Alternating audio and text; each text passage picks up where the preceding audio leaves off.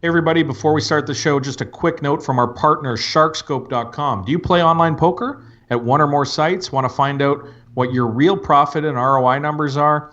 Once you register, Sharkscope gives you up to 10 free searches a day. So go ahead, head on over to Sharkscope.com and put your screen name in the player statistics section.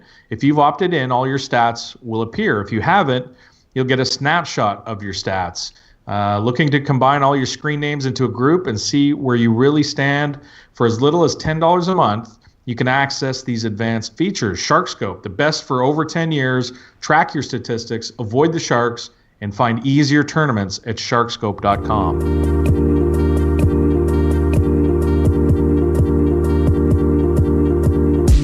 Welcome to the 2+2 Pokercast presented by RunItOnce.com. I'm your host, Dave Schwartz, alongside producer Ross, 8 high like a boss. Henry? Hey, how are you? Is 8 high like a boss better than 10 high? If you're 9 high. What's the? No, but he was 9, so you're going to improve it a bit. You got to be 8 high like a boss. Yeah, that's true. And Terrence Overalls Chan, we're going to call you. You're now, or are you? You when we last talked, you were heading up into the interior, maybe to look at some farmland and I have not yet do the off the grid thing. You did not buy a farm. I have not bought a farm. We drove about 7 days through the interior of British Columbia, check it out. But at least we get a sense of, what it might be like, what the areas are like, and what we may or may not be looking for in a place. But Operation World is Coming to an End has not quite solidified yet. No. I'm not doing this show from an underground bunker just yet, but we're on the way. Anything you liked close? I mean, we saw plots of land that were beautiful that we could definitely make something happen. There's a bunch of things like how much, do you want to be proximate to like the nearest town? Or how big do you want that town to be? What's it like getting up there? Obviously it's Canada, so there's snow. So if it, you try to imagine if you had like if you had like 3 feet of snow, whether you'd be able to get up there, or whether you'd be stranded inside. Internet situations and stuff like that. Are you going to be reliant on satellite? Or are you going to, like you said, be off the grid and be only solar powered and have a generator? All these kind of things. It's stuff that we have to think about, and you don't want to rush into that for a bunch of money and make your life. And then when you arrived back in the big city of Vancouver, did you kind of go, oh fuck, what were we thinking?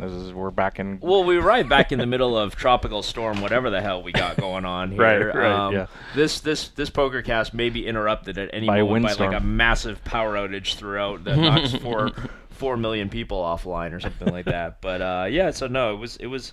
I don't know because I think we're. Obviously, like modern conveniences are great and everything, but it's not like we came back to the most beautiful place on earth here. Today. It's pretty ugly out there. Yeah, it's not nice. Can you bring in Mike just a little bit closer? Yeah, got it. Yeah, How's that? How am I It's louder. Excellent. So, since we talked last time, it's of course been Canadian Thanksgiving. So happy Thanksgiving to y'all. I missed you guys. Did you any turkey dinner? I did the triple turkey. Oh, triple turkey. I did it back to back. So I mean, you did too. Yeah. When your parents are divorced, there's always the 2 turkey dinner. Plus, we threw in an extra one this year with my sister. So it was. And it was your birthday over the weekend. So I'm happy a year away from again. Playing in the seniors event. I was just going to ask you that. Yeah. I was just going to say we are on the cusp of Adam Schwartz having all kinds of equity. We're gonna have to auction off. We're gonna have to just auction off a percentage of you, some sort of sweepstakes contest for the Pokercast. Or do you, when you play in that event, do you automatically turn into a weak, tight knit? I don't think so. I feel like that's what's gonna happen. I mean, I feel like you should just be playing every hand and just bombing it and try to. It's almost like they stand in line to give you the money here. I mean, Adam, if you're not busto or have 80,000 at the end of day one, I'm going to be very disappointed. Something wrong? Yeah. Well, that remains. Are you looking forward to that? I mean, you're gonna do. You got to do it, right? Well, so you don't play poker tournaments. You don't really haven't gone to the World Series. You've been maybe twice in the last 5 years, I think. Maybe a bit more than that. I think the last 2 years I haven't really gone. I've sort of really taken a stance with the tax issue. We went last year. Yeah, but I didn't play many. I don't think I played in it. Right. No. Or I might have played one. I mean, the problem for me, again, was I've said on the show, is the tax issue here for Canadians. Yeah. 30% withholding is insane. That you could make an argument back in the boom days of the main event that you might be able to overcome 30%. Yeah. Or even in some of the, Omaha 8 events or whatever back in the day. But, and even then, yes, you can get it back, but here's the problem for a Canadian. And from my understanding, let's say you win 100,000, you get 30,000 withheld by the IRS at source, and you get home and now you've got to jump through all the hoops with the IRS and explain to them that you're Canadian. Here's my list of losses, offsetting losses for that 100,000. Right. And if you don't have a list of offsetting losses, you're not going to get some people. Well, you're not going to get the money back, but some people will make that up. And all you have to do is have a ledger in handwriting saying, oh, on this day I lost 73,000 playing 100, 200 no limit hold'em. Mm-hmm. So typically, if you don't have offsetting losses, then that's what happens. But I mean, I'm not gonna. Yeah, you don't want to I'm not gonna lie to get the US yourself government. thrown in the federal penitentiary. Exactly. I don't need that. I got kids. We're going to Disneyland. Yeah. I live on the border of the U.S. It's not like I'm never gonna want to go there again. And I just feel I just don't know how Canadians can play without it being there's a thing for fun. As a professional poker, like if you're filing as a professional poker player, no, but I mean if you're filing as a professional poker player, you get some more, you'll get some more favorable things, and you are going to do other gambling, like when I buy pieces of other people, when I do things like bet on sports in the U.S. or something like that, there's certain offsetting losses too. So there's things that you can do without to get the most that you can without going to federal pound me in the ass penitentiary. Right. Get that Wonder Bag bread treatment. Yeah, not looking forward to that. So, but am I you still gonna play the seniors? I don't think so. No, honestly. I don't think so unless the tax issue gets changed by and I don't see that happening. They all say it's the most fun event. Yeah, they do have a lot of fun. They say the environment's really good. I mean, I know a few people play it. Like someone like Dan Goldman will play one event a year. Well, it's like every other World Series 1K. It starts. Now they start 5K chips, and I think it's 25.50. Might be 25.25 even. I'm not really sure, but yeah, it's designed to be a 3-day tournament with like 4,300 people. So yeah, indeed. Let's get on some in case you missed it. How did he miss the open goal? 6x4, and he comes up 0. Oh no! Oh yes, he missed it. He's missed it. How on earth did he miss that? Before we get into the in case you missed it stuff, I should mention we are going to have Phil Galfond join us later from RunItOnce.com, our benevolent sponsor. We're going to talk a little bit about Run It Once and some hands he played in the GPL yesterday that a lot of people were on Twitter were raving about. So maybe we'll get his insight on a couple of those. That's coming up later. In case you missed it, William Hill, the UK bookmaker, is now in talks with Amaya to take over the company. They're similar-sized companies, it looks like. I think William Hill's valued at $3.3 billion, Amaya at $2.6, which Amaya at $2.6 billion is pretty interesting because it was only a couple of years ago they were bought from the Scheinbergs for $4.9 million. Well, they purchased. They purchased it from for 4.9. So now it's gone from 4.9 million to 2.6 billion. Right, and I think their peak market cap was something close to like $5.5 billion. I think maybe. I mean, yeah. So obviously, not the best time for Amaya shareholders. So, and it made me think. Like, we've had this long discussion over the last couple of years about the approach that Amaya took to poker. They've changed their outlook from the way the Scheinbergs handled it. And, it was because the sky is falling in internet poker. If we don't do all these things, this company's going to be dead and not worth anything. And they did all these things, and it's worth half of what it was worth when they bought it. I wonder if they would have just left it alone, would we be in a better spot, or would they be in a better spot? Right. There's certainly two things that are, I guess, competing points of view. One is exactly what you're saying, which is sort of like the self-fulfilling prophecy of, well, okay, poker is dying, so we should just try to expand into other verticals and get the sports book stuff up and get this and that and casino games and then now you've created, like I said, the self-fulfilling prophecy where poker is less of a priority, so fewer people are playing poker, and so the company's devalued and revenue from poker keeps going down.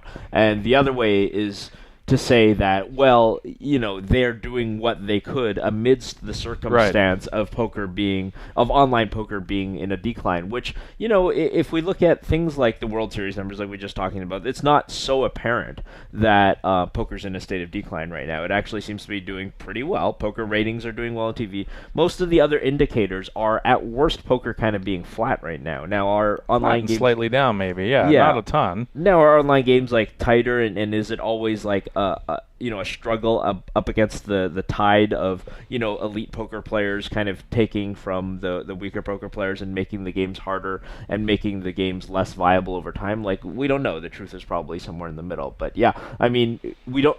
This is the thing.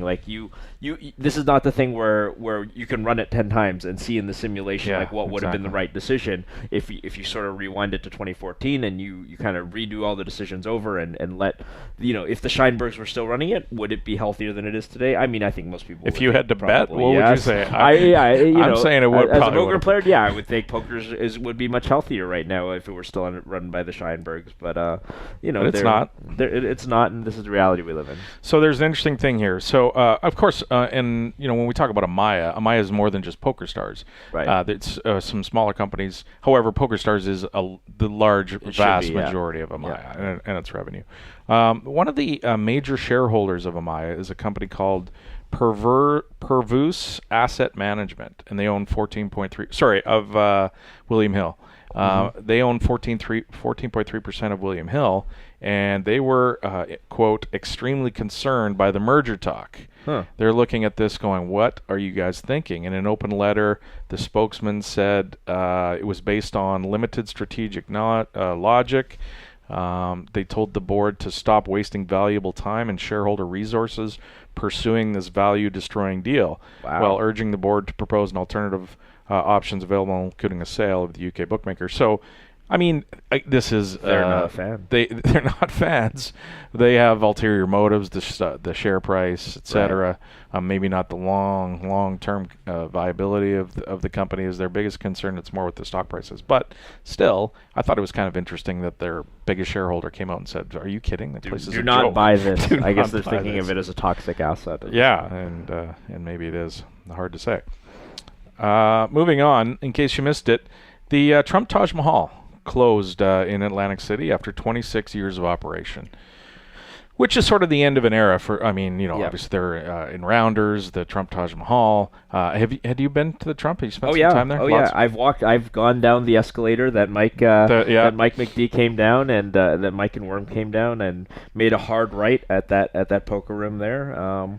It is iconic. I mean, obviously the Taj poker room sort of had this weird off again, on again thing going on for the last couple of years. Open back up again a year ago. They closed down and they ran out the bad beat jackpot. I love that story about the bad beat jackpot. Gradually, every single day, getting easier and easier, and then whatever it was like Jack's full by the end of it. Yeah, I got 2 pair of beat because they just had to get rid of this bad beat jackpot, and then opening back up again, and then we thought, oh well, maybe the reports of its demise. But yeah, the property itself closing is obviously sad for anybody who's walked through those ugly purple carpets. And I mean, it's not an attractive casino by 2016 standards, but and Atlantic City, of course, itself just kind of a depressing place to be for the most part along that boardwalk. But fell victim to all the Indian casinos all around the major population centers. Exactly. Where they do, people used to come from all over, from New York City, from Philadelphia. And now those places have much better places to go to. Indeed. People have better places. End of an era. I thought it was funny. Carl Icahn bought the casino last year for $300 million. Wow. And he's just closing it now. Wow. There was some sort of ultimatum he gave to the union members saying, I'm going to close this place unless you take this deal. Yeah. And they said no, and he said, okay, I'm going to close the place. Yep. But, I mean, I'm sure there's some sort of accounting that he gets write-offs on his other businesses for the $300 million he lost in this place. It's corporatism. He'll get some comps at the Noodle Bar. Yeah, and next time when he's got one of his other places and he makes lots of comps at the Noodle Bar, when he makes these ultimatums to the unions in the future, he's probably going to have a little more leverage, I think. Yeah. In case you missed it, Carlos Mortensen and Jeff Albertson, Todd Brunson, were elected into the Poker Hall of Fame. We need a drop. We need a comic book guy drop there. That's comic book guy's real name? Jeff Albertson. I did not know that. Yeah. So you kids fancy yourselves experts, eh? You do have one. He doesn't sound like that. He just looks like it. He does look like that. Yeah. Already okay. on our forum. Let's get into this. Okay, all right. This is the Poker Hall of Fame. No, or it's not. Is it actually people who are friends with Doyle or relatives of Doyle, or A superb choice. or people who've played poker for a long time? Yeah, that's essentially what it is. Right? How many shows ago was where in the 140 or less I mentioned that Doyle was tilted, and you said you couldn't see it because you're blocked by Doyle. Yeah. By just the fact that the process was a farce, and of course, it's his son getting in, but it has nothing to do with him being Doyle's son. It's just on the accomplishments and the laurels of 2-time, 3-time, whatever World Series of Poker bracelet winner Todd Brunson. One-time bracelet. Okay, winner. is that the number? With $4 million in earnings, he's 172nd all time. So that's his tournament resume. Obviously, his cash game resume. Yeah, he's played in the big game, and he's played in the Andy Beal. Yeah, and that kind of thing. So okay, let's talk about Todd. So you and I both know somebody who played with him at a World Series final table. Correct. And the person made it pretty clear that Todd was not very good at the game. Not a 7-card stud. Yeah. And which is fine. There are a lot of people in the Poker Hall of Fame that aren't really that great. And especially in every format of poker. Right? Yeah, and especially in this day and age where it's really easy to get behind the curve just a little bit. Yeah. And even if you're 7th of 7 at a particular final table or something like that still puts you in a pretty elite space sometimes. But when we're talking about the Poker Hall of Fame, and we're talking about a guy who doesn't really have a very strong tournament resume. Yeah. And he's got this nebulous cash game resume. I mean, he played Andy Beal and won $5 million off him one day last year. Right. Now, they were playing 500 1,000. Or sorry, 50,000 100,000. Mm-hmm. He won 50 big blinds. Yeah. It takes enormous giant cojones to sit down and gamble for $5 million. I don't take that away from him at all. He also played Andy Beal back in the day with the corporation. Phil Ivey is the one who won all the money from Andy that time. But he obviously one session. Yeah, you don't want where you win 100 big blinds isn't going to. Yeah, you don't want to read too much into who won that day. Phil Ivey won. It could have been Jen Harmon. Could have been anybody. Yeah, right. Whoever ran best that day. Exactly. So we shouldn't be building a resume for the Hall of Fame based on a couple of cash game sessions, right? Yeah. So I've talked to somebody who is a voter in the Poker Hall of Fame, and basically how it works. First of all, let's go over the process again. Caesars puts out a request for nominations. They take in all the emailed in or submitted nominations for people that should be on the list of 10 each year that are put forward by Caesars to the voters. There's no transparency at all with how Caesars decides who those 10 are, clearly, because I think it's and we'll get to this in a second, but the 10 put forward this year, Chris Bjorn, Humberto Brenes, Todd Brunson, Elia Lesra, Bruno Fatoussi, Chris Moneymaker, Carlos Mortensen, Max Pescatori, Matt Savage, and David Devilfish Juliet. And then what happens is Caesar spits out this list of these players to the people who vote. There's 25 living Hall of Fame members, and I believe there's 15 media members that vote, so there's 40 total votes. Each person who votes has a total of 10 points to assign to no more than 3 different players. Mm-hmm. So basically, we've got this situation. We remember a few years back, Doyle lobbied hard to have Sailor Roberts put in, and was trying to get all his buddies to vote him in. And of course, at that time, when you have fewer people in the Hall of Fame, then those votes matter a lot more because they're a much higher percentage of the total number of votes. And if you're in the Hall of Fame and Doyle comes to you and says, "Hey, I really," spends a bunch of time lobbying for Sailor Roberts, that's going to make an impact on you. Right. Especially if he was instrumental in you yourself getting in, whoever you are as a person who's currently in the Or if you're a member of the media, and it Doyle, almost seems ungrateful to if Doyle got you in the Hall of Fame by using his network, and now he's asking you to get someone else. But that's the problem with the system. Exactly. We don't expect that.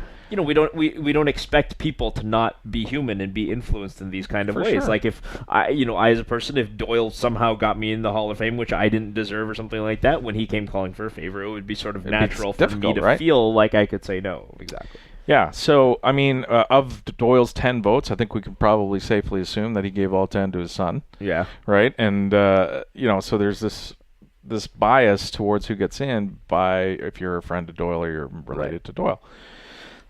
And the other thing is, this Hall of Fame is owned by a company that has a vested interest on who gets in. Yep. And it should not be the case. It's owned by Caesars. The Poker Hall of Fame shouldn't be owned by somebody who would like to see some people get in and like to see others not get in.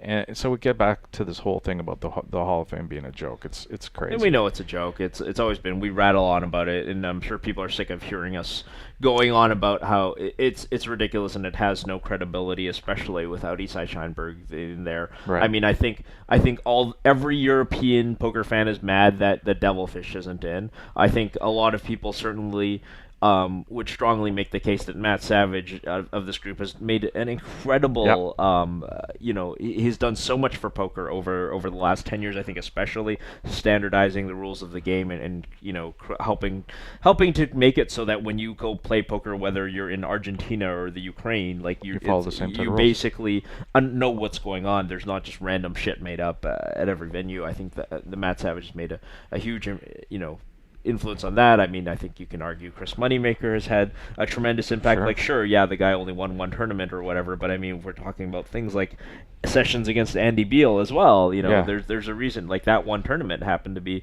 above and beyond, still to this day, the most important poker tournament of all time, the 2003 World Series. There's not a poker era named after Todd Brunson. No. Right? There's not the Todd era. Yeah. I think it's important that you do it for your country. You do it for your name, because you never know, you might be in the Hall of Fame. Exactly. Yeah. What a drama. Oops. Wrong one.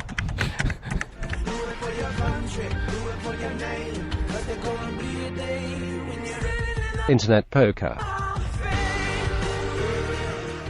So the other one that's interesting is Devilfish. You mentioned it. Devilfish last year, Daniel Negreanu said, look, it's disrespectful to the Hall of Fame to vote for a guy just because he's dead. He should deserve to be in the Hall of Fame. The next year, and so he didn't vote for him. And the next year, Devilfish is back on the ballot, and Daniel voted for him. And I'm thinking, how is it different than this year or last year? Maybe it's the group that he's up against. I don't know if it's a ton different, but maybe he just changed his mind there as well. Anyway, Hall of Fame talk. I know. Oh, sorry. Who cares? We get past that for another year. Moving on. In case you missed it, the World Series of Poker on ESPN. The coverage has continued this weekend. I thought there was a couple interesting hands that we could talk about. Sure. It's moved on from the Wilka Soof sort of broadcast, which is nice. There's lots of other things going on, so it's been fun to watch. We'll get to that in the mailbag, I guess, because everybody still we has got some more. Despite the fact opinions. that those episodes are many weeks old, people still want to talk about it, which is understandable. So I want to talk about this one hand. It involves Chris Klodnicki, Sloppy Cod, on Twitter. He is playing in a hand against a Macau Cash Pro named Moss. His last name's Moss. Moss raises to 260 with nines. Chris Klodnicki 3-bets in position to 650 with a7 off. Moss covers Chris when they start the hand. Chris starts with about 4.2 million. Moss calls. The flop comes King 9-8 Rainbow. Moss flops middle set. Chris flops air. Moss checks. Klodnicki bets 600. Call. The turn's an 8, pairing the bottom card. Of course, Moss fills up here.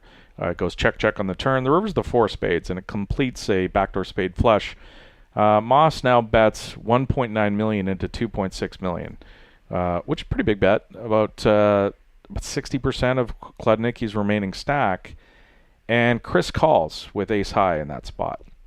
And I thought that was an interesting spot because it really seems to me like Chris is just putting him on 10 jack and hoping ace high is good here. He bricked. He's got to make this big bet on the river to try and win with a bluff.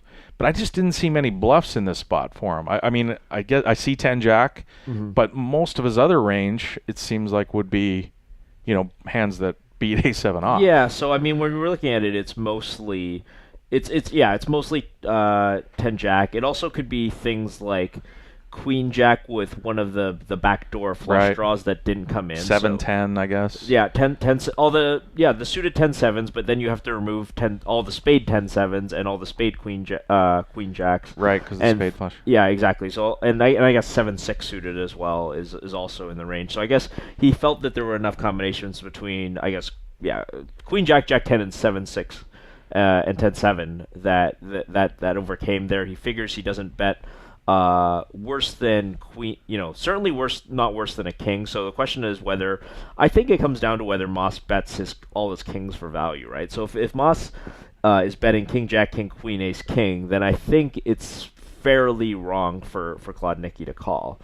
I guess ace king is kind of out of the range there because it would have just gotten 4-bet pre-flop. But kings is sort of like the leverage, the swing hand there, whether he would bet those hands in this way. And I mean, I think it's too thin of a call. Maybe it was a live read went wrong. But I mean, this is a lot of times too. I mean, in the alternate universe where he does have queen jack or jack 10, then we're talking about this hand in a completely different context. Yeah. How Chris Klodnicki owned it and he played it so brilliantly. What a sick read that he made. It's definitely some extent results oriented. I don't like the call, but I mean, there's certainly sometimes this happens. Sometimes he calls and he wins.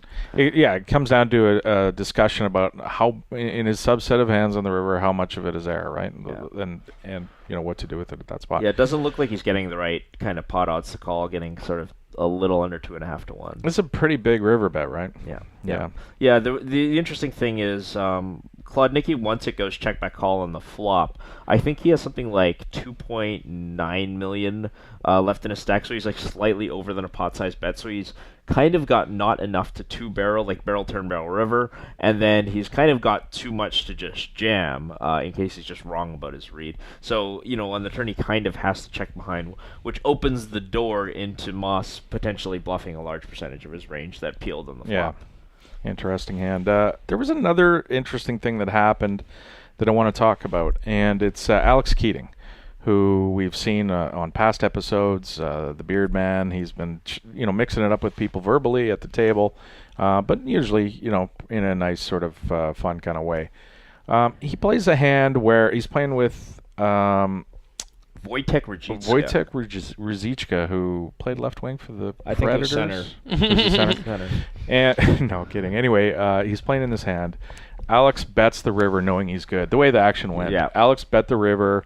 So one card straight, I think it was like 8-7-6-4 or something. Yeah, he's got the straight, and the other guy clearly has some sort of overpair or that kind of hand. Yeah. So he knows he's good. He bets the river. Ruzicka's in position, and he starts thinking about going back through the hand, trying to think the hand through. And he's got his hand on his stack in front of him, and he picks up a chip from the top of his stack, and he's kind of playing with it. And as he's doing that, he doesn't make any forward motion or anything like that. As he's playing with the chip, Keating says, "Good call." Like when you get called, what you do when you get caught. When you get caught bluffing in the river, a guy calls you and you go say "good call" and you throw your hand away. As soon as he touches you, and then Alex goes, "Oh, I thought you said call," and the guy didn't say a thing. He's clearly one of the quietest people at the table. Like there was just no chance that Alex thought that he said call, but he said, "Oh, I thought you said call." And then he said something like, "If you do make the call, it's a good call," or something, trying to backpedal a little bit. What did you think of that?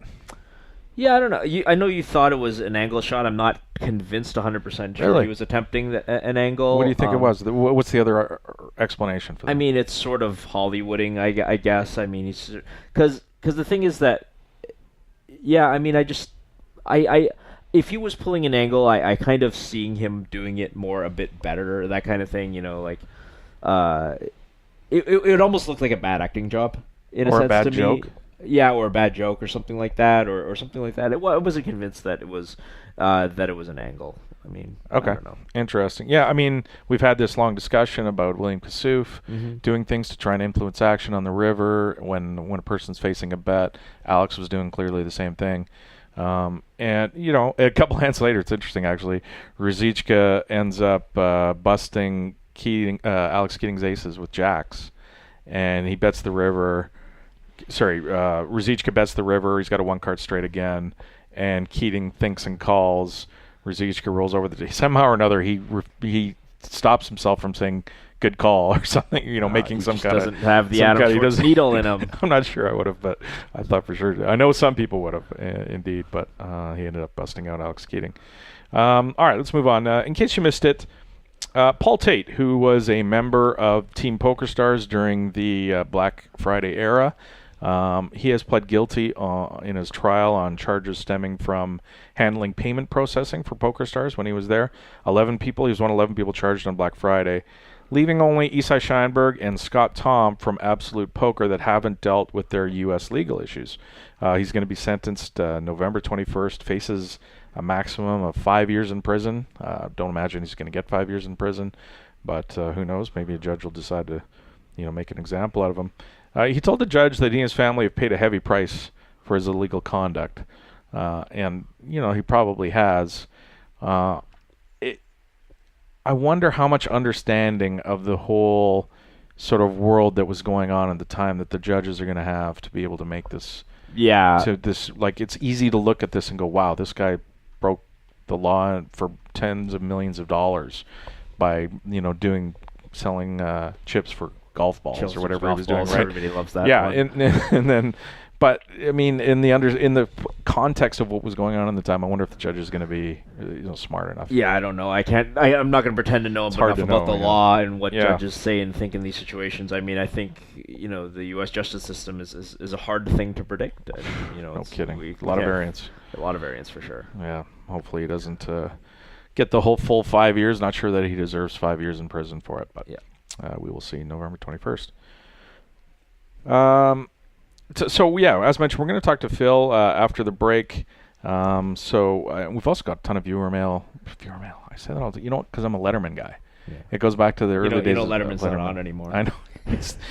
Do you see him? He's in India. He finally went to India. There's a video clip of him on nice. YouTube. Good for him. He got his beard shaved by some Indian guy in Mumbai or something. It was nice. We got some listener email, and we also got some voicemails to get to later, as well as getting to Phil after the break. And a bunch of other stuff. Why don't we do the other stuff first? So we got time for all that other discussion in the second segment. Why don't we do some shout-outs? First off, some reviews we got. Great show from Hank Hoff in the UK. Nice to find a new, different MMA podcast. Alan and Terry do a great job. They also mix in a bit of poker, which is interesting. Russ does lots of cool voices. He's very funny. 95,000 miles from Kells. Dude! MYXSYX99, and That Pope gave us 5 stars. Well, it was 5 starts. 5 stars. He didn't give us 5 stars. He gave us 5 starts. 5 stars is okay as well. That's pretty nice. I'm glad you're enjoying our MMA podcast, and we'll try to keep the poker to a minimum. I think we're pretty effective at doing that. All right, let's take a quick break here.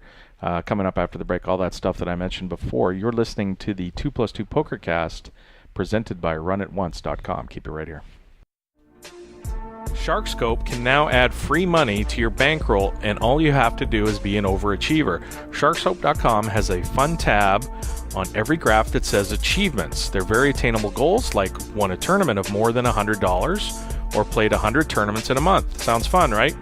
Well, now with our partner PKR, you can earn money for those achievements. Simply play on PKR, turn over the achievement cards, rack up points, and win your share of 2,000 euros. Also, you'll be entered into our 1,500 euro free roll just for getting 5 points. See all the details on sharkscope.com and click on the Achievements Challenge in the menu.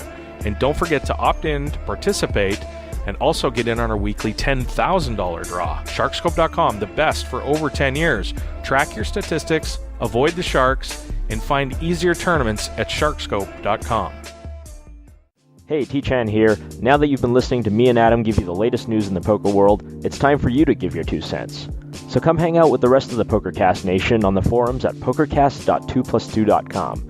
There you can leave feedback about the show, give the world your hot takes on this week's stories, or just leave Roscoe your best sports betting advice.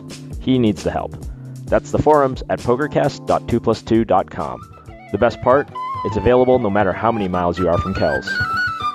Hey Pokercast fans, don't forget to follow me, Adam, and Ross on the old social medias. I'm at TChanPoker on Twitter, and once in a while I'll even talk poker if I'm not trying to hit him in the face. If Adam ever gets home from hockey practice, he tweets at PokerCast Adam, and Ross is at PokerCast Ross whenever he's sweating the Chicagos. Hit us up and try to keep it to 140 or less. I mean, fewer. Hey, it's Mike from the 2+2 store and ProfessionalPoker.com. 2+2 is pleased to announce the release of their most anticipated book in ages, Applications of No Limit Hold'em, a guide to understanding theoretical sound poker by Matthew Jonda. This book will give you the ability to create the bet sizings and ranges which will beat the better players. The theory in this book is not designed to be complex or abstract, but rather it's intended to be applied immediately, producing better overall results. Many confusing concepts such as overbetting, balancing multiple bet sizing ranges, donk betting, and check raising as a pre-flop raiser are crucial to a player's strategy, despite few players implementing them or talking about them. And after reading this book, you should be able to not only conceptually understand these ideas, but also know how to begin incorporating them into your game, and thereby successfully compete against tough opponents. And at the 2+2 store, we accept all credit cards, plus PayPal and NetTeller. Welcome back to the 2+2 Pokercast, presented by RunItOnce.com. One thing we forgot in case you missed it, the $1 million big one for one drop has started. It's kicked off in Monte Carlo. I think they just got back from dinner. They got back from dinner break. What do you think they ate from dinner at the Monte Carlo $1 million? Like how probably didn't go to McDonald's. How many lobsters were consumed? €1,000 notes. A lot of caviar. Yeah, that'd be awesome. Lighting cigars with €1,000 notes. That's all I want. That's the real live reporting that Poker News just hasn't is going to missed out on. With. I don't care like who flopped the flush. Like I want to know what they ate while they're on dinner. Menu zeros. This is the event, of course. Ski La Liberté wanted to have no professionals, all recreationals. The $1 million buy-in. They said they had 35 or 40 confirmed, I believe, a week ago. Yeah, I think only actually 25 showed up on day 25 one. Showed up and played, so it's just late registration's still open. So if you can't if you're playing, do you late reg $1 million tournament? It's like a turbo too. I mean, it's a pretty fast structure. But yeah, you can register all the way up until day 2. Actually, I think you can actually come in on day 2. I don't know what the blinds will be. It'll be many zeros, I guess. Yes, it will be. But yeah. So, but you confirm 40 people. I think there might be a language barrier thing there about being confirmed and what confirmed means. It's re-entry, yeah. It is re-entry, so. So, anyways, 25 showed up. But some of the people on the list are interesting. Want to talk about some of them? Sure. Alfred De Crollis is currently leading. Don't know who that is. 9.6 million in chips. Little U.S. flag next to him, but I do not know who Alfred. He is. Elton Sang is Canadian. Yeah. 9.1 million. Not sure who he is. Well, he lives in Hong Kong. I've actually been to Elton's house. Have you really? Yeah, I know Elton. Sick brag. I know his. Yeah, I mean, I've hung out with his sister. I mean, who is it? Is he a poker? Like, is he a? He plays poker. I mean, what's he famous for? Like, what's his claim to fame? I honestly don't know what his primary source of income is. I know that he's good at being rich. Doesn't play poker for a living, but okay. Yeah, I mean, but I know I've played poker with him. He understands the game, and he's certainly a threat for sure. I think currently second in chips. Anatoly Gurtovoy, Russian, many zeros. Currently has 9 million. Paul Foy is 8.9 million. Brandon Steven, 8.2 million. David Einhorn is there. Sean Dempsey, Patrick Madden, Kerry Katz, Dan Shack, Yaki Sun, Paul Newey, Geraldo Figueres, Bob Safai, who, of course, is a regular in L.A. and the cash games at the Commerce, Bob Safai. He was on High Stakes Poker as well. He was on High Stakes Poker, yeah. Pierre Garand, another Canadian. Jason Strasser, who has 4.5 million. Recreational player Jason Strasser. That was I know that Jason retired from poker. I want to say like 7 or 8 years ago to start a hedge fund. Yes, he's been doing that quite successfully for a while now. I know Jason. Obviously, I interviewed him for 3 hours on my short-lived podcast that existed a couple years ago before I started taking over this podcast. Jason is obviously a threat because he used to be one of the top best cash online game players. online players in the world. So.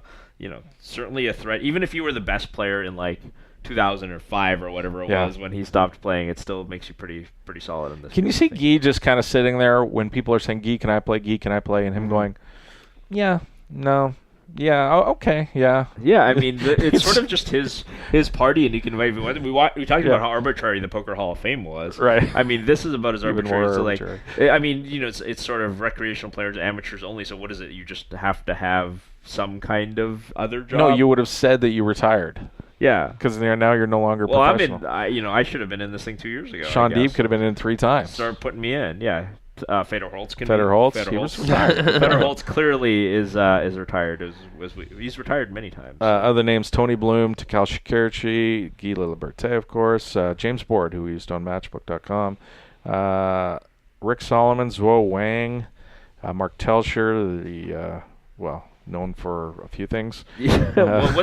How did he get in? How did a guy he won the World Series of Poker Europe and famously got caught cheating in the W Coupe? Won the W Coupe main event by multi-accounting. Yeah, under his sister's name. Yeah. How the hell did he get in this thing? Yeah, I guess Guy doesn't have access to first guy out of the tournament. Bobby Baldwin, who's a member of the Poker Hall of Fame, World Series of Poker main event winner. Yeah. Yeah, he's casual. He's a recreational player. Andrew Pantling was another Canadian that has busted, but interesting. Alfred D. Carolus, by the way, found his Twitter while we were talking about that. He is the CEO of 9021 Faux Restaurants. Come on. 902. Oh, I get it. It's 9020. It's 9021. Oh yeah. Why 9021 Faux? Yeah, that's what he's going to say. Wait a second. He's got a faux guy has enough money to jump in the $1 million. Yeah, I've seen him around. He's a faux magnet? Yeah. He's a faux magnet, yeah. So serial entrepreneur and investor. His Flash website is loading right now. It's not faux, by the way. It's pho, right? It is supposed to be. But that is his latest investment, the acclaimed 90210 Pho. The restaurant, featuring an exquisite fusion of French and Vietnamese cuisines, includes 5 successful locations in California and is planning expansion in New York sometime in 2015. Wow, it's high-end pho. That's what this guy's made his living off of. That's fantastic. That's pretty fantastic. Go Alfred. Cheering for Alfred. All right, let's move on. We've got a bunch of stuff to get to. Let's do some of the recordings, the voice-recorded emails. the viewer known as viewer emails. And now... That right there is the mail. Now let's talk about the mail. Can we talk about the mail, please, Malcolm? I'm dying to talk about the mail with you all day, okay?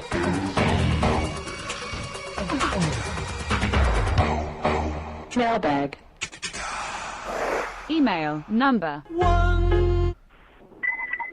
Hey guys, what's up? It's Ian, the underground dealer from New York. Just checking in and trying to make this message short. I just have a quick story. This happened. I wanted to know what you guys would have done in this situation because it was a thing I don't really like seeing happening. Anyways, long story short, a dealer at another table made a mistake, and there was an all-in. It was a tournament, and the dealer forgot to pull the remaining chips that was behind after the all-in was called. So essentially, the player got shorted chips. Okay. A hand later, that player realizes that he was short of chips because he was taking the time to count and, stack the chips and everything. So it took him a hand or two to realize he was shorted. At that point, the action's closed. We can't really know how much he was shorted exactly, so, that's a problem there. Then, we figured out the numbers, and we figured out it was like around 3,000 chips in a 30K starting stack tournament, like maybe an hour into it, so mildly significant maybe. And so what we determined, like I said, around 3,000 in chips, and the guy running the floor says to the table, or the tournament, everyone in the tournament, would anybody mind if I just gave him 3K out of the cabinet, which is, in my opinion, really a bad solution. But I'm not running the floor, so I don't have a say in that. And before he asked the table that, he asked the player who lost the all-in if he would just give him 3K out of a stack. Of course, he said no, and he should because, it's well, I guess, yeah, I'd probably say no, too. And so, the floor came up with the next solution. Hey, do you mind if we just grab 3K out of the cabinet and give it to him? And everyone in the games, every single person in the tournament said, yeah, sure, go ahead, except for one guy at the table. And this guy was not even involved in the hand. He had absolutely nothing to do with it, and he immediately says, yeah, I have a problem with that. No, it's not happening. And I didn't know this at the time, but the guy who objected in a rather, a kind of hostile tone, I should say. It wasn't very friendly. I didn't know this at the time, but he had problems with the floor guy, the guy running the floor. They've apparently had a beef for a while, and they got into it. They wound up, yelling. He's like, "Get the fuck out of the tournament! You're the only one that objects. Come on, man, this is a home game. Like, just be cool, man. You know what? I don't even want you here. Here's your money. Get the fuck out. You take your money back and get out." And then they started going at it, and then a big fist fight erupted, and people got shoved and whatever. And then the game was over after that, because nobody felt safe anymore. I mean, I didn't even feel safe anymore either. I don't like seeing that shit. I hate that, And so I just wanted to know what you guys would have done, and done in the sense of what would you have done to rectify the situation? Because I know what I would have done. I would have just said to the player that got shorted, "Listen, hey buddy, I'll give you here's $20 out of my pocket, or I'll give you $20 off. The next tournament buy-in that you do, I'll cover you for 20. I'm sorry, my dealer made a mistake. It happens. I apologize." But that's what I would have done personally. And I can't really think of anything else that I would have done, to just kind of smoothly rectify the situation. So, yeah, I just wanted to know what you guys would have done and checking in and saying what's up. All right, later. Awesome, Ian. Thanks so much for the call. I'm on the guy's side who objected. You can't just when Ian says it doesn't affect him at all anyway, it wasn't in the hand. Well, it absolutely affects him. Yeah. He's in the tournament. The equity of the tournament. Yeah. He's got equity in the tournament, and for him, and I'm on board with the guy saying no, that's not a solution to this issue. It's one of and as far as the problem goes, the dealer made a mistake. That happens. Hands continue, and there's nothing you can kind of back up after. I don't believe after a couple of hands have gone by. Dealers make mistakes, players make mistakes. It just happens. I think when you get to that point and you realize, and the guy realizes that if something was done incorrectly, I don't think there can be any resolution, and I don't think taking chips out of the and just adding to the tournament is a good solution. Yeah, so I mean, it's sort of interesting because it's the thought is that it's a home game. I mean, in any serious tournament, I think in any casino, any serious tournament, you're absolutely right. I mean, there's 100% that it's your job as a player to confirm how much you're supposed to be getting once you win it all and confirm the stack that the dealer pushes over. If you want it broken down, you can take that extra time and say, count down my stack, count down his stack, let's make sure it's right, and it gets over. And then once the dealer pushes you the pot and starts dealing the next hand, that your statute of limitations is ended. Like that's what's going on. I mean, it's possible even, and I would be interested in what Matt Savage or Jack Effel would do in this sort of spot. Like they might even go to the cameras potentially if they catch it sort of fast enough and say like, okay, yeah, we've confirmed that this guy was 3K short, so you now owe him this. I could even see that happening as long as it wasn't too far down the line. But that's in a big tournament. I mean, it's possible in a casual home game setting, a tournament with a $20 buy-in or some really small stakes stuff. We could say, yeah, like give him 3K out of the drawer. I don't think it's a good solution for any kind of serious tournament. But I also don't. Yeah, okay. I understand what you're saying. It's a home game. Keep it friendly. Right. We're more interested in everybody getting along than actually doing it properly to piss people off. Yeah. But I also don't think that railing against this guy who has a problem with it is being friendly. Yeah, either. I agree. I hate that stuff. Like I hate it when people just gang up. Like this will happen a lot of times in something like a save, right? When that it's like always a poker tournament where like 9 people are We're on the getting paid, bubble. and 10 people getting paid, and the chip leader doesn't want to make a save because it hurts his all equity. most of his money. And then they just try to yeah, it's mostly his money, and because there's no way the chip leader is busting in 10th. So he has no equity in the last. Yeah, so I hate it when. Yeah, I agree with you fully, and I used to deal with a lot of this stuff. When I played it with like games in like Costa Rica where they were casino games, but like everybody knew each other and stuff like that. And I always hated that kind of stuff, and I always, I mean, I'm right there with you that a lot of this stuff is really unfair, and ganging up on people for this is not cool behavior. We're going to get back to voicemails and emails in a second. First, Phil's going to join us.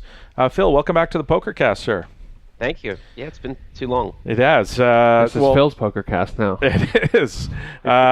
Terrence and Ross and I want to thank you. We're thrilled to be sponsored by Run It Once, on board with the team. Looking forward to playing on the site and talking poker with all the Run It Once gang. It's been a lot of fun. Yeah, we're looking forward to it too. We put out on Twitter we were going to have you, Phil, on the show, and we got some questions.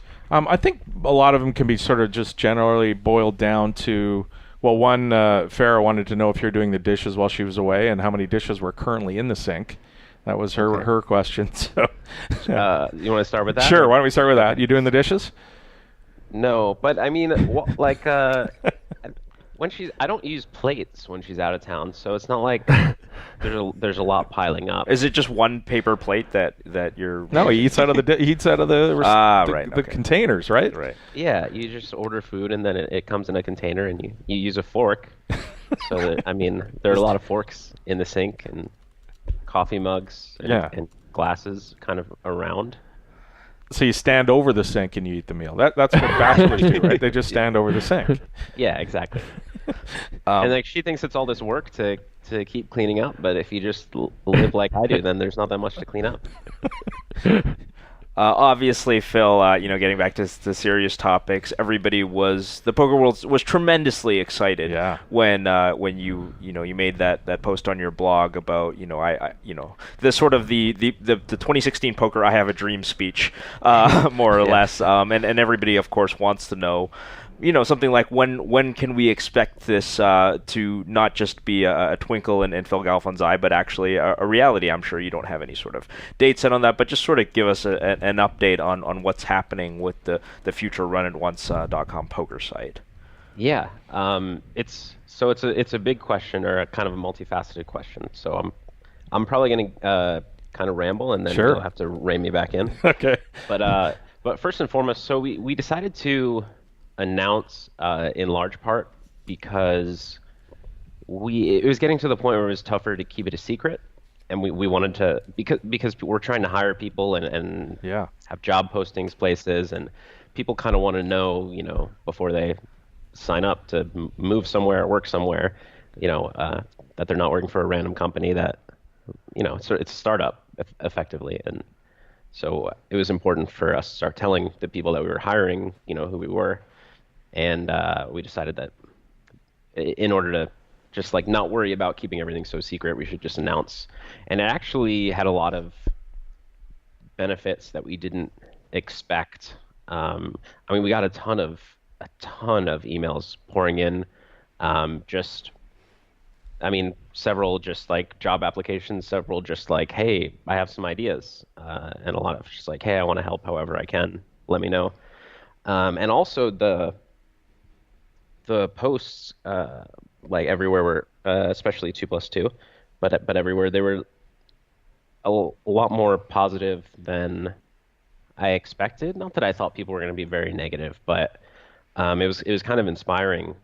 I know for all of us, but for me, in a couple of ways, I guess it kind of cemented the reality that people are really excited about it, which going with that, they have a lot of expectations, and it made me realize a little more so how highly people think of Run It Once and what they're and it made me not scared that we couldn't meet their expectations, but it made me more focused on making sure we're meeting their expectations. It actually, like, I had a period where I was really anxious, just realizing that, like, our team, we've hired all the people in charge, and they've hired other people below them, and it's going to be a pretty big company by the time we launch, and it's a little scary that, like, somebody who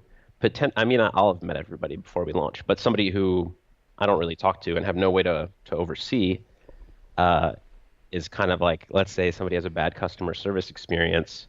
It's on me, and I had a realization that everything is people are expecting a lot of all their interactions with the site, and that I've kind of taken a more interactive role at all levels because of that, because I just realized that, I don't know, every arm of the company is something that I'm kind of responsible for. Well, one person in your organization can make a big difference, and it could go wrong, and all the hard work that you've put in. I know what you're saying there. Yeah. So that was good, and also just it was good for the team to first of all get like some kind of timeline estimate out there, so that we have the pressure to deliver. But also people's expectations were high, which is great. But it was motivating. So that is regarding the post.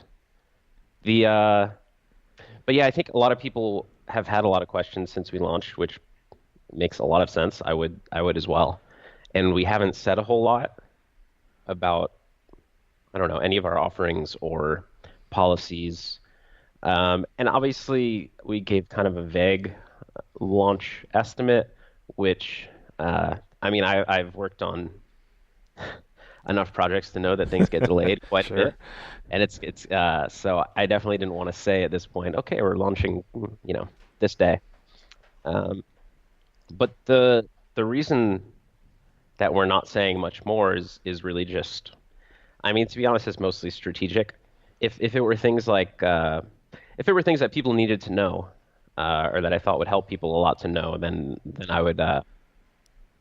would insist that we talk about it anyways. But the main reason that it doesn't make a lot of sense for us to bring up things now is actually like a similar reason, which, like let's say we announced that we were going to offer heads-up flips with 25% rake, and everybody got really excited, and then it came like launch time or near it, and we had our cash games ready to go, we had our sit and goes ready to go, we had tournaments ready to go, and then but our heads-up flips weren't built yet. Right.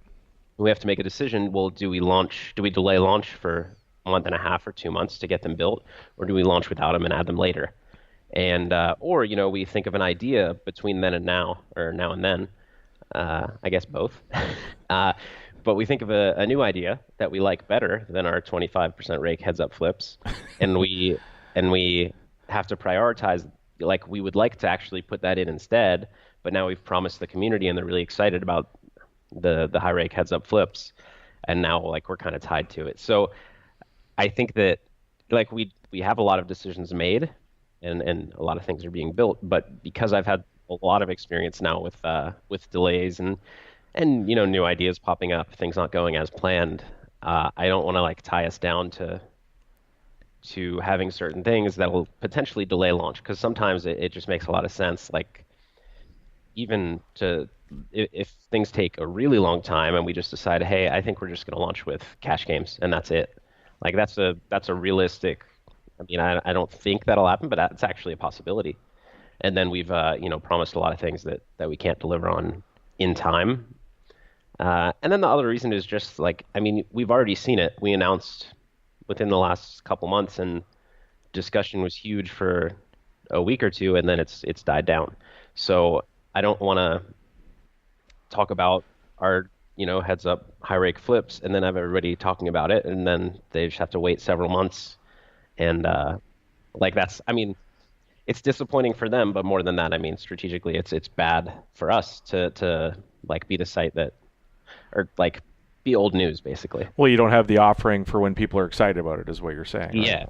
Yeah, exactly. Yeah. So, and internet poker is interesting, right? It's this fluid thing that changes week to week, month to month, year to year, but it changes really quickly. So, when you're starting up an online site, it's sort of like jumping on this log that's floating down the river, and you got to time it right, and there's so many decisions. Like, now that you're in this planning phase and you're looking at all the things that you're going to do, I'm not going to, it's one of those. It's hard to get a handle on all these different things. Yeah, and you find that a lot of policy decisions and offerings, there's not a clear-cut right answer. There almost never is, and it's some people, especially, it was actually nice to read through the 2+2 thread when we launched, and people were arguing about several different policies, like both sides, and there's a lot of people arguing both sides. It was really nice to see that, because I don't know, it made us realize that we were right about how close a lot of these decisions are. Some decisions, yeah. And also, I don't know, I think let's say you launch, or let's say we announce these heads up high rake flips, and There are some people, half the people support it, half the people don't. But you hear more from the people that don't. So it was nice to read both sides of these arguments without having taken a side yet publicly, just to hear kind of like I think more honest arguments on both sides. Yeah. Well, one of the things that I noticed going through that thread, and you mentioned before confidence in run it once, and I think a lot of it was that, but there was a lot of confidence in you personally as well, and especially in a place like NVG where they're sort of ruthless when it comes to calling people out. It was overwhelmingly positive too. Phil's coming to save us, and there's sure some of it was making jokes, but there was a real confidence in you personally as well. Yeah, and that's part of what was inspiring and scary all at the same time. Well, we've got you on. Hopefully, we can pick your brain a little bit here with some strategy. And cool. You played a GPL match yesterday against Jonathan Little, and there was a couple of hands that were really, really fascinating to watch. And hopefully, you're up to chatting about them. Is that okay? Yeah, for sure. Okay, perfect. So you're playing Jonathan Little, and I think this is later in match 1. This is the first hand. You open on the button. I think you have about 40 big blinds. You open to 3,200. I believe it was 1,600 blinds with ace-9 off on the button. Jonathan Little calls. He's got about 22 bigs. He calls with the jack-8 off. Mm-hmm. The flop comes king of clubs, queen of hearts, 4 of hearts. And you have the ace of hearts, black 9, I believe. And Jonathan Little has a jack-8 off with the 8 of hearts. Again, king, queen, 4, 2 hearts. Jonathan checks. You min bet 1,600. He raises to 6,300, and you call. So I thought that flop. I was looking at Jonathan's hand, thinking about his check raise, and thinking that flop, that king, queen, 4 flop, hit so much of your pre-raising range, but he's decided to check raise here. What did you think of his check raise on the flop now that you've seen his hand? I think that well, first of all, let me say that I'm not I am no longer an expert heads up no limit player. Are you a businessman? Are you an amateur recreational businessman? Yeah. Yes. A startup founder. You should be over in Monte Carlo. You should be in Monte Carlo playing in Giza tournament. You're retired. Yeah, we were trying to get to launch sooner so I could. But, I think that his hand and that board, like his quality of hand, I think makes sense as a check raise bluff to me in general, because he gets to have blockers on a lot of runouts. And I mean, in the spot, I'm by min betting, I'm telling him that I'm going with 100% C bet because of what you said, that the board is much better for me. And so I understand his thought process, but the problem with it is also what you said, which is that it's not a board that he's going to want to check raise many value hands. So he has to really restrict his bluffs. So in that situation, and I talked about it during the hand. I'm happy to talk about everything again, and I didn't rewatch what I said, but I know those clips are up somewhere if people are interested more. But as I was saying in the hand, it doesn't really make sense for many hands, because at 22 big blinds, any set would have re-raised pre, king queen would have re-raised pre, so it's just king 4 and queen 4. And even a hand like king x of hearts is a very strong hand, but it doesn't need protection, and it's really likely that he would just check call with it. And then like king jack and king jack and king 10 are possible check raises. I think he probably would check raise those if he didn't shove pre, which I don't know if he would or not, but I kind of felt like he would. So I thought that he would have a lot of the kind of gut shots and maybe like somewhat random backdoor draw type hands. But yeah, about his check raise, I think that the hand quality made sense, but the situation, I think it's just he's not going to have enough value hands to check raise as often as he probably is there. Well, if you're in John's spot and you're trying to craft a check raise bluff distribution here, is it safe to say that like you say, you won't want the ratio of bluffs to value raises to be so out of whack. But is Jack 8 off really the kind of hand you want to have here, or is it want to be something that's drawing a little bit stronger, so that if you kind of do hit your gin card on either the turn or the river, now you've built a pot? Because from a game theory sense, that's sort of what I would think is that if I'm going to choose some hands to check raise bluff you with here. I want outs with them. But I want outs with them, yeah. Mm-hmm. Yeah, this is where I'll remind everybody of the disclaimer, because I'm not positive.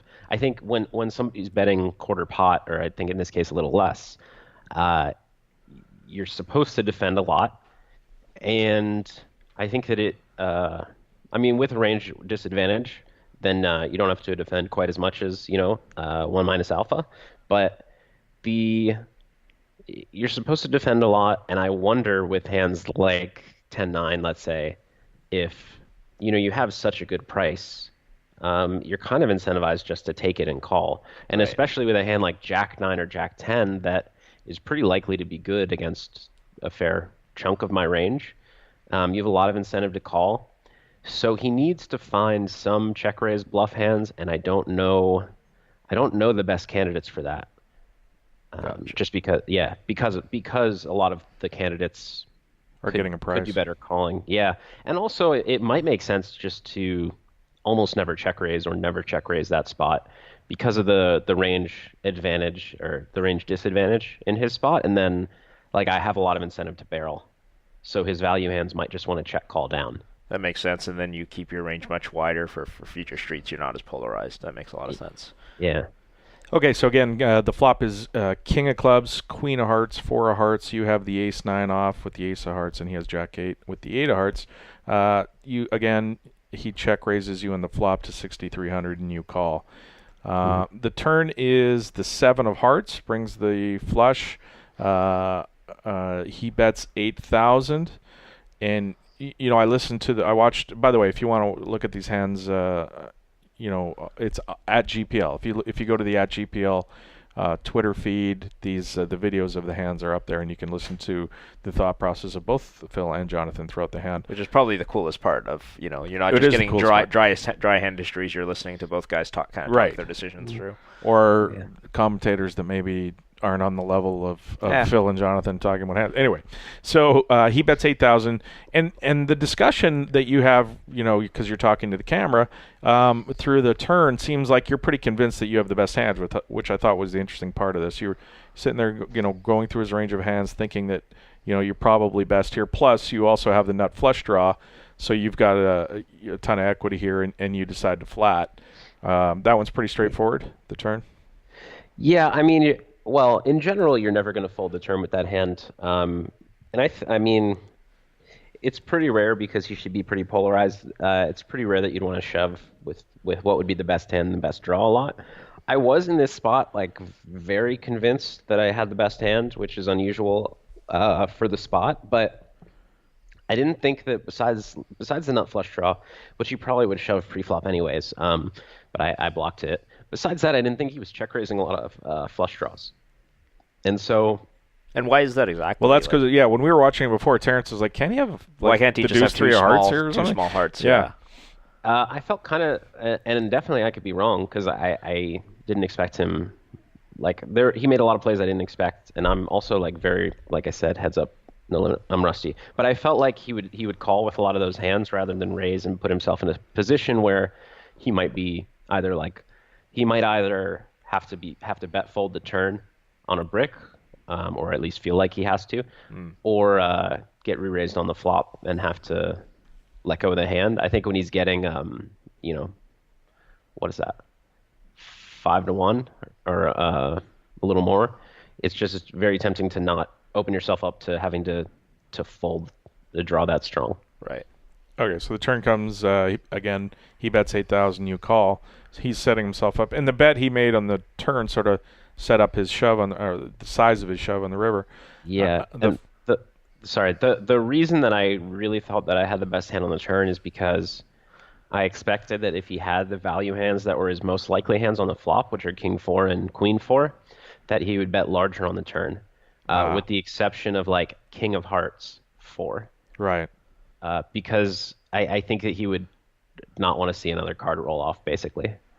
Okay. Or I mean, obviously he's not like scared to get it in or scared to see a river, but you want to kind of like force me to put it in on the turn, or price me out, because a lot of things can happen, like a heart turn or board pair, that puts him in a really tricky spot. Okay, so the river comes a 5 of clubs, and he talks about it for a second, shoves his last 20,000 into the 35,000 chip pot, and you call pretty quickly. I think you made the decision sort of on the turn, it seemed like. Yeah, I did make the decision on the turn. Both the hands, because I can guess the other hand that you're going to bring up, but both of those hands, actually, I knew what I was going to do right away, and I think that in a lot of spots when playing on GPL, I am too worried about like embarrassing myself. so I like I say disclaimers, and I take some time, and I think about it, or I at least talk about it a lot more than necessary. And I think that I need to work on that, because probably I should have enough confidence that I don't need to worry about being judged too much by the viewing audience. Right. But yeah, it's definitely something that I do. And not to say that I had stone cold reads in either of these spots. Obviously I could have been beat or could have been wrong in both spots. But I given the pot odds, I knew I was calling, mostly because on the turn I had decided. You were going to call the river. Are there river cards that you fold? Like a jack would be bad, right? A jack would be really bad. Like a jack. I think jack and 10 would be the worst cards. But I don't know. But like on those, he's not shoving the one pair. So really, on a jack or a 10, he only hits a gut shot. He only hits a gut shot. So I don't know. I'd have a tough spot, but I think it's really close on those two rivers. So let me ask you this: is there a way for him to ever win this hand? So when I want, so a check raise didn't work in the flop. A check raise barrel didn't work. What is there? Is there a way for him to win this pot? Yeah, I mean, if the turn's not a heart, he probably wins. No, I mean with the given board, with the board on there, is there any way that he can win this pot? Not pre. He's shoving 22 big blinds. You got ace-9 off. Yeah. He's not winning it there. The turn. I'm sorry. The flop. Maybe if he check raise shoves, I guess you're probably still calling then. No. If he check shove the flop, I would fold. So okay. That's the only. That's where. That's the only. But place. I mean, once the heart hits the turn, there's not an amount that I'm folding for on the turn. Yeah. So the one spot is the check raise shove on the flop. Okay, so hand 2 that you probably have guessed is the ace jack of diamonds hand that you have against his 6-8 off. So let's go with this one. It's early in match 2. You open on the button. The blinds are 100, 200. You open for 400. So you both have like 100 big blinds. You guys are deep here. You open with the ace jack of diamonds on the button, and he calls in the big blind with 6-8 off. The flop comes queen 6-6 with 2 diamonds. He flops trips. You flop the nut flush draw. He checks. You bet 500 into 2,000, and he check raises you again to 2,500, and you call. Pretty straightforward there on the flop. Yeah, very. Yeah, not much there. Turn king of diamonds. You make the nut flush. He bets 5,600 into 7,000. Pretty big bet there. Yeah. And you call, and I was thinking, is that a place, given the size of his bet on the turn, is that a place where you can put in a big raise, given that he's, made this big bet on the turn? I tend to, especially in position, I think it just makes a lot more sense to just see the river with a lot of different hands. There are a ton of hands that I would have floated the flop similarly to the ace-9 with a lot of just like ace of diamonds X. Right. And so those all want to call the turn. I don't hit the king very often, so I have a lot of queen X in that spot, which is in a really tough spot if faced with a river shove or a river bet. And so I think I just have enough hands that I want to protect by calling And on a board like this, blockers matter quite a bit. So, if I have the hand that I had, I block the nut flush, I block the second nut flush. Right. And then if I have like queen six, then it's pretty likely that he's bluffing. You could have king six or like 6x, but if I have queen six, first of all, I'm not worried about getting sucked out on, and second of all, it's just it becomes really likely that he's bluffing. He could have like a low flush, which I could lose value from. If another diamond hits the river. Right. But all in all, I just think I have so many weak hands, or not. Yeah, I guess like the ace of diamonds X and queen X are hands that I have very often. I have so many of those that I want to call with that I think I'm kind of obliged to continue calling with strong hands as well. So again, you have ace jack of diamonds. He's got 6-8 off. Flop queen 6-6, 2 diamonds. The turn's the king of diamonds. You make the nut flush. He bets. You call. The river's the 8 of diamonds, bringing the 4th diamond. And he overshoves 40,000 into 18,000. He pulls the prolade there and jams it on the river. Yeah. And you don't think very long before mucking in the nut flush there. I did think, well, like I was talking about before, actually, I think I took some time, but I said, I think I made it clear pretty quickly that, well, at least to me, it was clear that I was going to fold. Yeah. But I did take the time. This one actually, so the last hand you talked about, I think is, I would say it's very non-standard, and I think that, but I don't think anybody would have, certainly nobody would have faulted me for folding, obviously, and I think, I guess what I'm trying to say is that this flush hand, I think the perception is further from reality compared to the first hand. Like, I don't think that this fold is as big of a fold as people have made it look. Yeah, because in both cases, both this hand and the ace-9 hand, even though my hand strength is much stronger, they're both pure bluff catchers. He's never shoving a 10 high flush on the river for value on a 4 flush paired board, and so while I have a really good hand, and if we want to look at GTO and blocking part of his value range, which is the ace of diamonds, then sure, I have a pretty good candidate for a call, but it is a pure bluff catcher, and so is the ace-9. He's not going to be shoving with a weak pair in that spot, I would expect. So I have a pure bluff catcher, and I have to think about what hands he would have that would compel him to shove, like what blockers he would have that he would look at and say, okay, well this is a good candidate to bluff shove because of my blockers. And I don't think that there are many good candidates. The main candidate would be 6x, but 6x can win pretty easily, where I could have just called with a queen, or I could have called with, I don't know, ace king, and then hit a king. Like 6x still has a lot of showdown value. So I didn't think that he was likely to shove 6x. I didn't think that he'd be check raise bet shoving a queen as like a blocker. Same with a king, because king has some showdown value as well. And I really felt the only hands that would compel him to shove as a bluff would be a hand like 8x, like he check raise backdoors, bluff the turn with no equity, and then hit an 8 and was like, okay, well, I block a full house now, I'm going to shove. And even that is a stretch.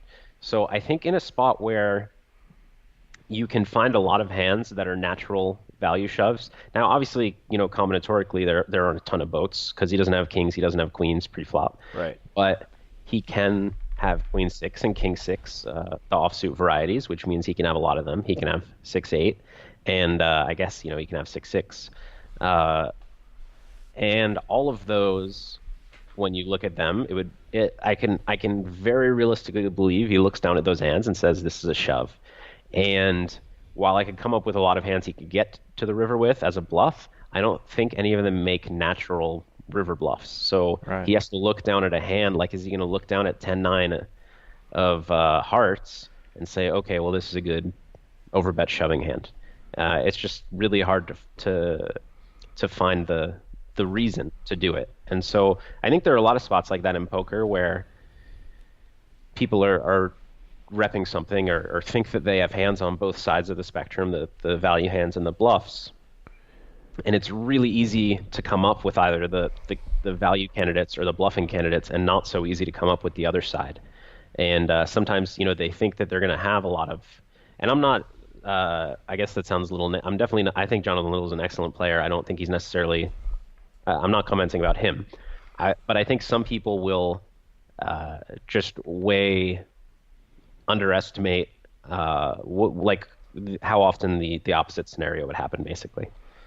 Yeah, I mean, it does sound like, given that explanation, and now that you've explained it to me in such a thorough way, like I get it now. It feels very strongly like he's sort of overvalued the 6-8 on this board, because I mean, if you're kind of making the point that the ace of diamonds here, especially ace jack of diamonds specifically, isn't as strong as it initially looks on first blush, then overshoving, shoving 2x pot with 6-8 here, that seems like kind of a mistake. He should probably have a much stronger hand than kind of the bottom full. Yeah, I guess I feel if we were to put this into a GTO solver, the whole hand, I feel like this hand might make it into a river shoving range, but there would just need to be a lot of bluffs that I don't think people make. Right. Fair enough.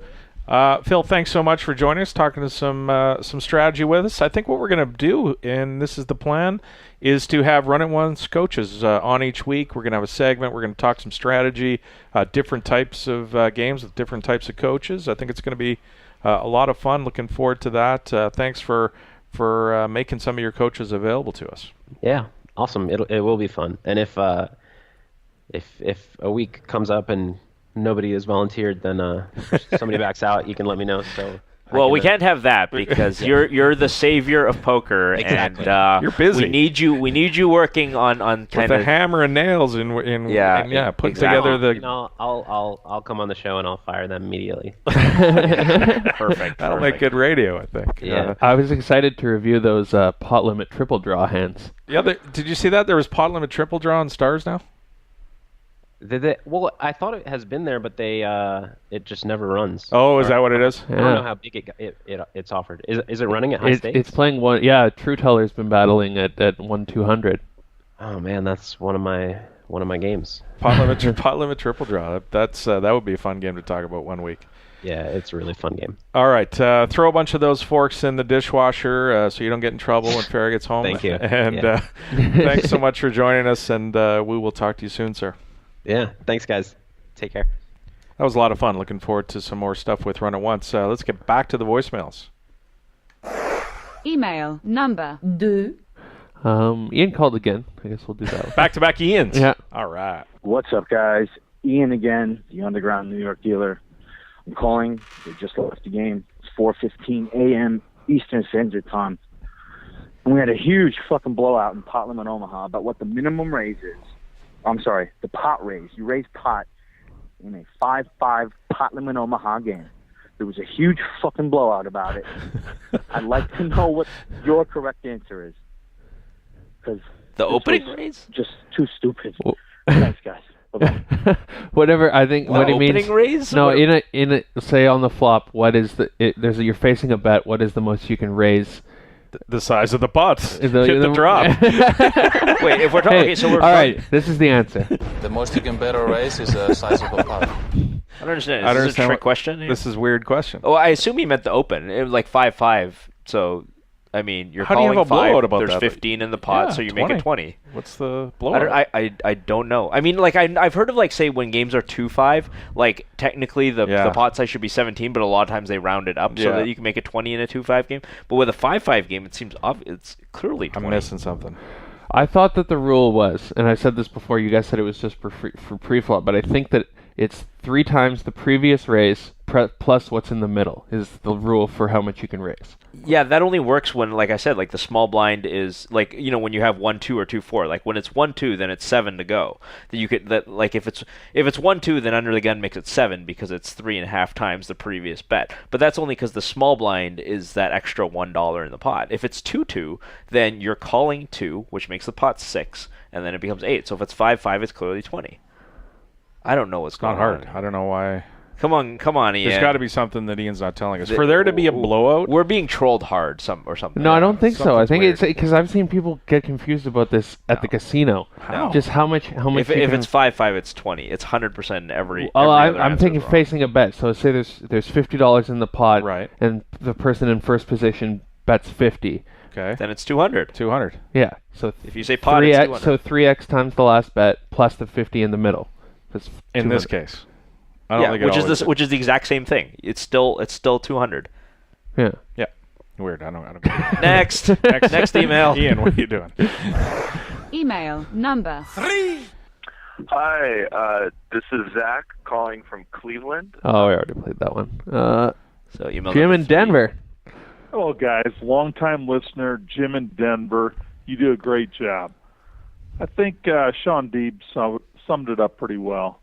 This guy, William, the attorney from Disdain is awesome. London or wherever he's from in Europe, he's the type of guy that nobody ever wants to have at their table. Yes, I understand that he's gaining an advantage by his, quote, speech play, but this is a guy that's bad for poker. Sean Deeb's got it right. Let's get rid of these people. I managed to say that without calling him what I really think he is. He's an asshole. Just drop Mike. Mike was dropped. Yeah. I mean, I think it's clear that future episodes featuring Mr.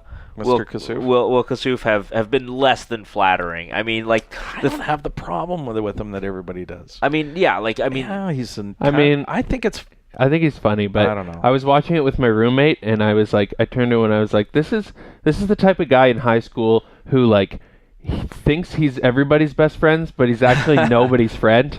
He just shows up and is like, oh, it's Will again. I guess we'll that's just the way have he to comes be nice off on to the him. TV. But after listening to him in interviews, the thing is, the bad for poker label, it can mean so many different things. So it doesn't necessarily mean I wouldn't want to be at his table, because I've said this from day one. I certainly wouldn't want to be at his table. It would drive me nuts. I would be unhappy. But from a purely at poker on TV entertainment perspective, getting eyeballs on the screen, yeah, it's not the worst thing in the world. What he's doing is starting to really get, it's really starting to be bad. All this kind of stuff with, like he was doing last week on the show. I hate that stuff. When there's one out left in the deck, yeah, or when they're stalling and you haven't even looked at your cards yet. That's the bullshit that I just can't get behind. In terms of whether you're talking to your opponent, trying to talk them into the call, still not convinced that there's anything really wrong with that. But I mean, the other thing he's doing is when two other people are all in, he's calling cards. He's going, yeah, that's 7 obnoxious. of clubs is coming. That's just pure obnoxious. Yep. But has no effect on any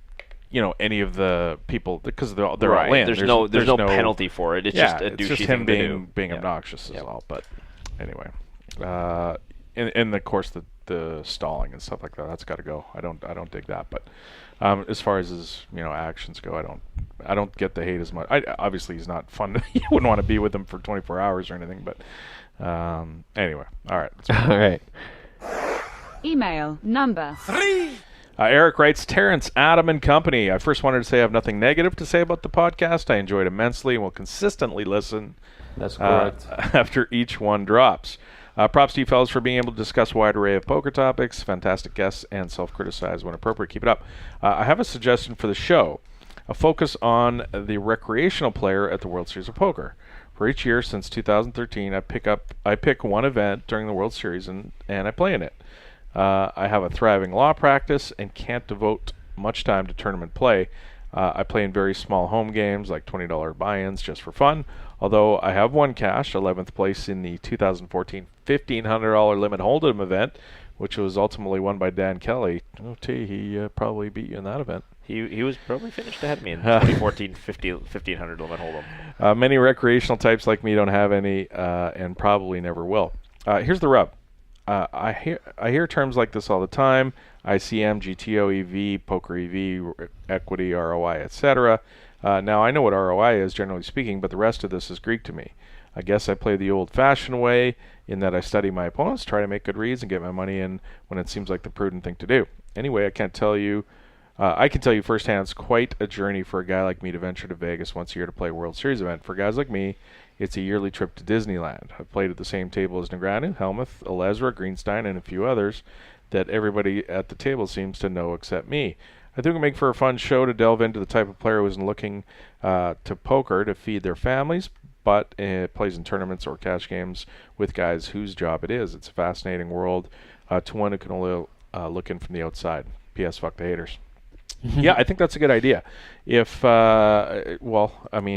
ideally it'd be great to have Eric on to talk about the excitement that he gets from going once a year and how he looks at some of the terms and different things that are in poker these days.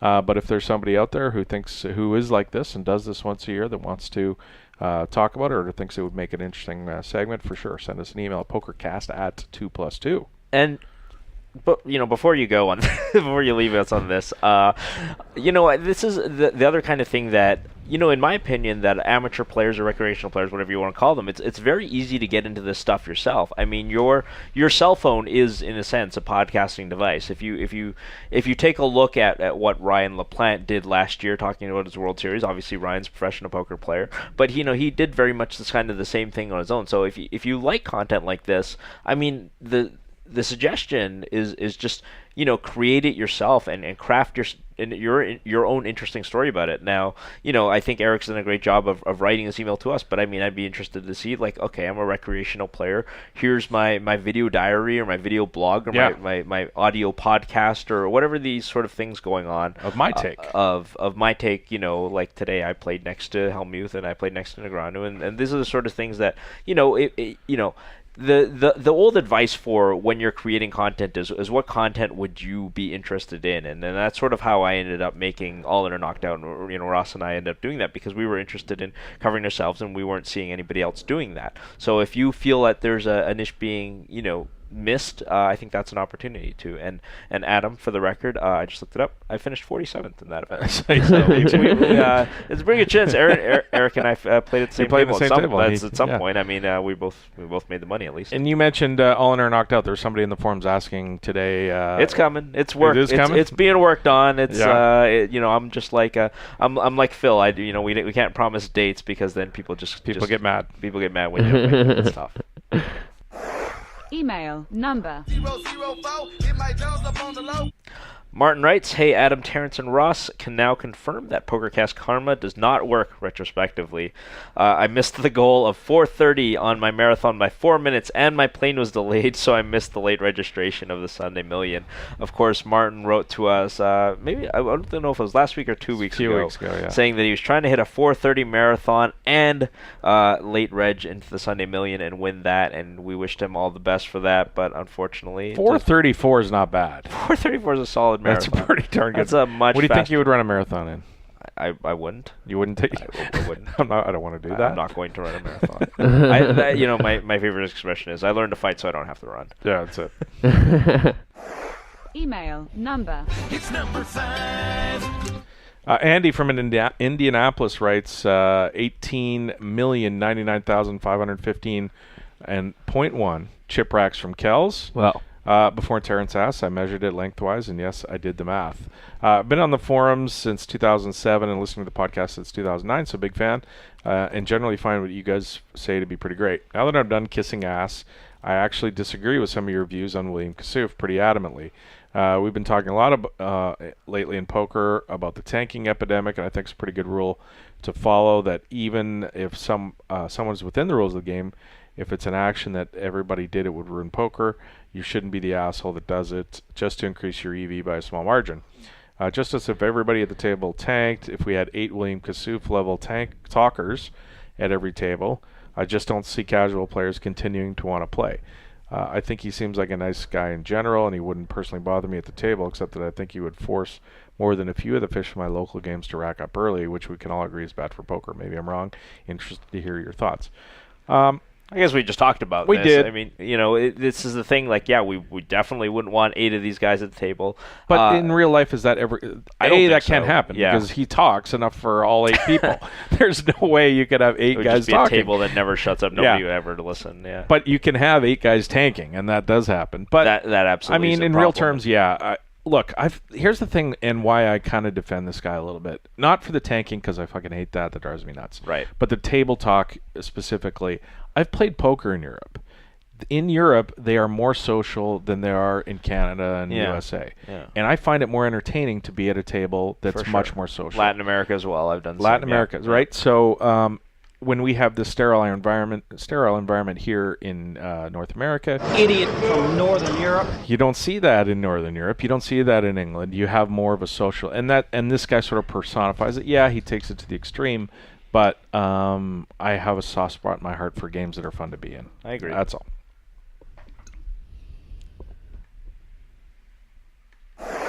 Email number 6. Well, the poker chip rack thing inspired me, and I'm going to read Turam's email, which goes, "Hello, Adam, Terrence, and Ross, longtime fan of the show here. As a resident of the States, I no longer play much poker and haven't for some time. Nonetheless, you guys are still part of my weekly listening routine." Well, that warms my feelings at night. With the geographic reference point for the show solidly established as Kells, Ireland, thought I might be able to contribute and make things a bit more convenient for you and your listeners by creating a distance calculator. Simply by visiting kells.club, so that's KELLS.CLUB. Dude! You and your listeners will be able to quickly determine your proximity to Kells in a variety of units of distance. I, for example, am approximately 3,971,985 fills, a newly established unit of measurement, from Kells at my home in Phoenix, Arizona. Hope you enjoy. Keep up the good work. So yes, so he's 4 million fills. Yeah, I don't know exactly. He's Phil Hellmuth laid head to toe. Okay, so between Phil is what, Kells. 6'6" or something Which like Phil? that? There's a lot of Phils. Phil Galfond is not as tall. Substantially smaller than Phil Hellmuth. Yeah, check it out. Kells.club. We'll check it out right now. What's Vancouver, British Columbia? Yeah, I did the math yesterday. I went yesterday. Poutine. Okay, where's Poutine? I don't see that. No, it should be Poutine. Oh, okay, Poutine. No, okay, we are hockey pucks. It seems like the appropriate one. Vancouver, British Columbia is how many hockey pucks from 93,201,483 hockey pucks from Kells. Cue the Irish music, the Irish dancing. Ditty on that one, Turam. Thank you so much. That's awesome. For Kells.club. Now you have no excuses, future listeners of the show. And feel free to suggest different units of measurement. Yeah. I said poutine bowls. Yeah. That's not a standardized unit of French measurement. fries. That's kind of a problem. That's true. You is it the large, is the extra large? Are you average actually in poutine Montreal? balls? The mean poutine ball. Yeah. Gravy ladle. Maybe there's a standard French fry. I already did the drop for you. Email. Are we on the next one? No, we're done. Okay. We're up a hard stop. I got to get to some hockey just today. Wrap it up. We've got some more emails. Well, we had our walkout songs. Oh, yeah. Do you want to do our... Okay, let's start walkout songs. Okay. Email number 7. Joe in Los Angeles writes he's a member of the Microwave Timer GTO Club. Yes. And winner of the 2016 Pokercast Fantasy Baseball Tiny League. Hey guys, saw Adam's video of T. Chan's most recent fight and loved that his entrance walk-up music was "You're the best around." Probably shouldn't do that. Don't do that. From the Karate Kid. Being a child of the 80s, this is one of my favorite movies and holds lots of good memories for me. Anyways, was curious what Adam and Ross would use for their entrance walk-up music. Thanks. Ross, what you got yours? What are you going with? Oh, okay, I'll play one of mine first. Okay. I don't know if you guys will know this song, but Killer Mike.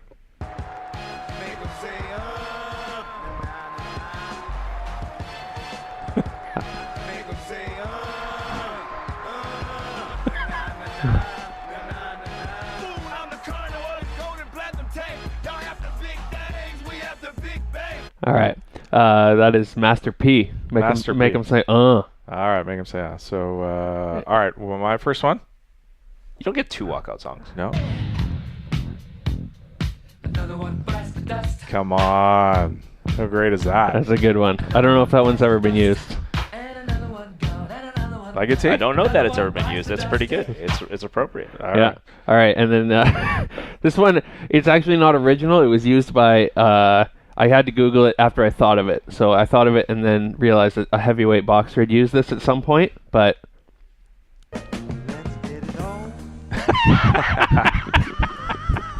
Are you serious? Somebody use that? That's fantastic. Perfect. Yeah. Perfect.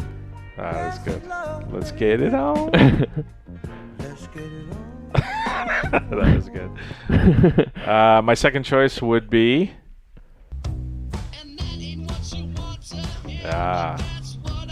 This has definitely been used. Has it really? Multiple times, yeah. Oh, really? Okay. Seven Nations Army. But you don't get two walkout songs anyway. No, that's the point. You don't. You're one for life. You're the best is going to be. No, you get to change it up. Yeah, I mean, maybe if I lose one, but bad luck. You can't change your tie if you're the hockey coach. Right? I thought about walking out to this song though. That would be good.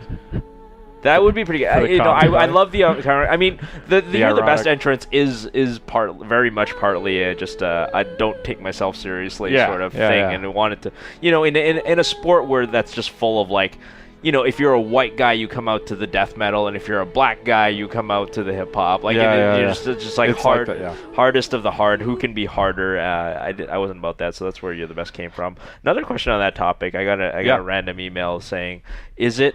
So if you were, is it pervy or is it immoral, or I don't know what the right word that he used is. If you're having Elizabeth Shue fantasies from the Karate Kid, if you're actually the same age as Elizabeth Shue is now, or does it not matter because at the time that Elizabeth Shue was in Karate Kid, you were young, you were the same age as her. So now it's still pervy. Okay? Now it's okay because you're 50 or whatever you are, but Elizabeth Shue's also that age. But in the movie she's she's what, 16 or whatever. Yeah. So I mean that's a quite a moral, ethical problem. I think it's pervy. It's pervy. Okay. Yeah. Well, because you're not fantasizing about 50-year-old Elizabeth Shue. Yeah, it's a problem. Yeah. I bet 50-year-old Elizabeth Shue is plenty fucking hot. Oh yeah. I would bet. I haven't checked, but I would bet on it. All right, that's going to wrap it up for us this week. We're going to come back at you. We've got some more stuff next week, lots of emails and more. So thanks for all of us for trying to find a spot in the windstorm today to get this thing knocked out. And thanks to you for listening to the show. Much appreciated. Head on over to our forum and ship us some emails. We got a bunch in the can, but we need more always. The voicemail number is at our forum. If you don't have it, go on over and check it out and jump into the threads. Thanks so much, and we will talk to you soon.